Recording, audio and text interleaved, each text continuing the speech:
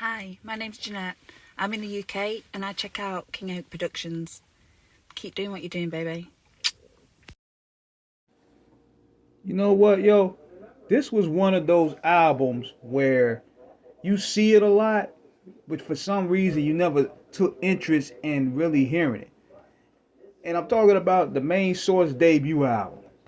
Now, keep in mind, this was one of the first albums that received five mics in the source, the Breaking Adams joint. They received five mics in the source.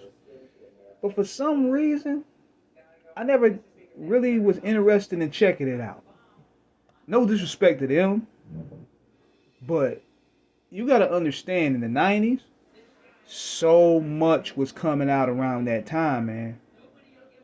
So much heat was coming out. So it's easy for albums like that to be overlooked. So one day I just went ahead and I just was like, okay, I'm curious to see what was the hoopla behind this album. Like, why was it highly regarded as a five micer? Because it used to be hard as hell to get five mics back then. How did this album get five mics, but Cuban Links didn't get five mics? How did this album get five mics, but not Ready to Die? How did this album get five mics and not Outkast's um debut album? Stuff like that raised the curiosity of the fact. So, first thing I knew about them was they were responsible for breaking Nas. Nas had Live at the Barbecue, that was his debut. And I was impressed just by the production alone. And I was like, hold on, okay. This shit is raw.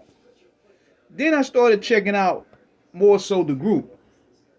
And keep in mind, I did not know nothing about these guys. But then I heard a friendly game of baseball on the Boys in the Hood soundtrack. And I was like, alright, these guys, these sound like legit. The Large Professor. Large Professor is possibly one of the GOATs, man. In terms of New York sound, New York lingo, this guy is New York made, bro. So,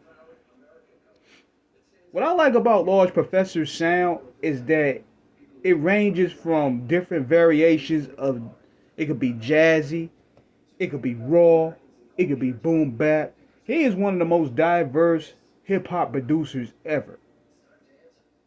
Let's let that be crystal clear. He's responsible for a lot of classics that a lot of people haven't heard. I mean, have heard, but we don't even know the name. But going back to this album here, before Drake and Dipset, guys, this was the first Canada New York connection to me. You had Large Professor repping Queens. You had K Cut and Sir Scratch. They were born in Toronto. They came together and put out this album here, and I've been listening to it all week long, man. I'm like, this shit is incredible, man. But one day, first of all, it couldn't come out today, not because of content, but because in the 90s, you could get away with a lot of sampling. This was before them sample laws start coming into tech. But yeah, friendly game of baseball, that was my joint right there. Faking the funk, uh, what's the name of that? Looking at the front door. See, what I like about Large Professor is his delivery. His voice and delivery is what makes him stand out.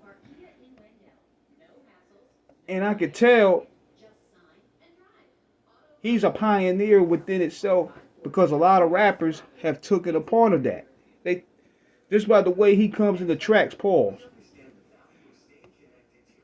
Even with the opening song, Ice-T probably got that from Ricochet. When he go, yeah, yeah. He got that for Ricochet. So listening to the album flows and gels perfectly, man. It it's pure hip hop in its pure form. And I'm talking about the Large Professor joint. I'm talking about Snake Eyes. Uh, Peace is not the word. I wish they would have had Faking the Funk up there. They probably got Faking the Funk up there as a bonus because of the remastered version. But man, this joint has so many. It flows so perfectly. Scratch and cut. Live at the barbecue with Ocknell and Nas. This album was just amazing to me, man. And then they tried to come up with the follow-up album, but this around the time where Large Professor left the group, and they was replaced by Mikey D. And it didn't really hit like it's supposed to, because at the end of the day, Mikey D, no disrespect to him, dope rapper, but Professor left a large void in that group, man. So let me know what you guys think, man. Y'all check this album out, man. Breaking Atoms. It was released in 1991, ironically enough, around my birthday. So check it out. Subscribe to the like button.